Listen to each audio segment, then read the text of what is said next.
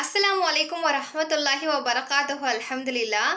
இந்த காலகட்டத்தில் இருந்தும் கூட, ஒரு முஸ்லீமா இருந்தும் கூட, இன்னமும் சில வீடுகள்ல, சில அப்படின்னு சொல்றத விட பல வீடுகள்ல இன்னமும் ஹஸ்பண்ட்ஸ் வந்து அவங்களுடைய ஒய்ஃபுக்கு தேவையான ரெஸ்பெக்ட் கொடுக்கறது கிடையாது. சரியா அவங்கள ட்ரீட் பண்றது கிடையாது. ஃபினான்ஷியல் சப்போர்ட் கொடுக்கறது கிடையாது. எமோஷனல் சப்போர்ட் கொடுக்கறது கிடையாது. இன்னமும் ஒரு சில வீடுகள்ல ஃபிசிக்கல் சப்போர்ட் கூட கொடுக்கறது கிடையாது. நவுது பில்லாஹி மின்ஹா. அல்லாஹ் முதல்ல நம்மளுடைய ஆதம் நபி அலைஹி வஸல்லம் அவங்கள படைக்கும் பொழுது அவங்களுக்கு துணையா இருக்கிறதுக்காக ஒரு தாயையோ தந்தையையோ சகோதரனையோ குழந்தையையோ இது எதையுமே கொடுக்கல.